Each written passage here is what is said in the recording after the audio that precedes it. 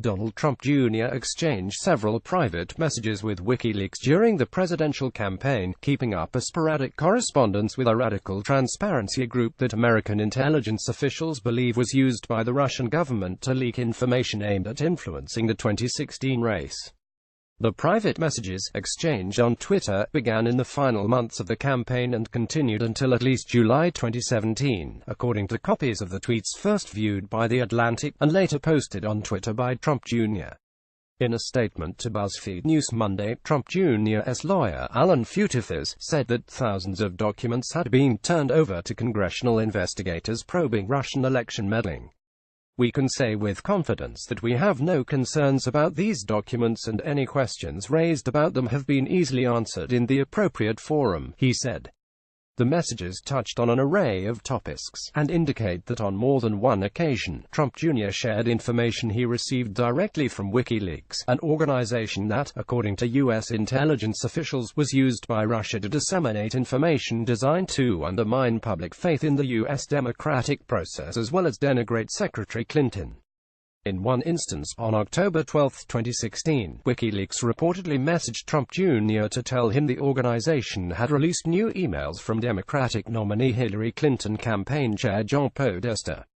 Trump Jr. didn't respond to that message. But 15 minutes after it was sent, his father tweeted about WikiLeaks and appeared to reference the new Podesta content.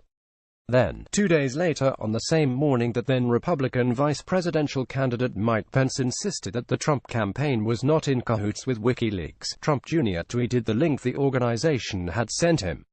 In a statement Monday evening, a spokesperson for Pence said he was never aware of anyone associated with the campaign being in contact with WikiLeaks.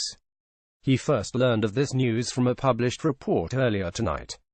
WikiLeaks also tried to persuade Trump Jr. to release his father's tax returns, and suggested that if the elder Trump lost the election he could challenge the results. "If your father loses, we think it is much more interesting if he does not concede sick and spends time challenging the media and other types of rigging that occurred, as he has implied that he might do," the organization DMD. Trump Jr. responded to other WikiLeaks messages in September and October, at one point saying that he had already shared a story the organization wanted him to promote. After Trump won in November, WikiLeaks messaged Trump Jr. to suggest that he might be able to help Julian Assange become Australia's ambassador to the U.S. Though Trump Jr. apparently stopped responding after the election, WikiLeaks continued to send messages, including one in July 2017 suggesting that he provide the organization with emails related to his June 2016 meeting with a Kremlin-connected lawyer. In the message, WikiLeaks made the case that leaking the information would benefit Trump Jr., who has come under increased scrutiny for the meeting amid questions about Russia's connection to his father's campaign. Trump Jr. didn't respond to that message, but hours later, he ended up tweeting the emails himself. A U.S. official told BuzzFeed News Monday that the FBI is aware of the messages and has been scrutinizing the communications as part of its ongoing probe into Russia's interference in the 2016 election.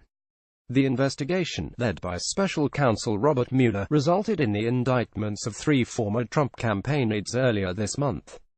WikiLeaks founder Julian Assange responded to the report of the leaked messages by tweeting that he couldn't confirm the correspondence because the organization does not keep such records. Chris Geidner and Jason Leopold contributed reporting to this story. Got a confidential tip submitted here.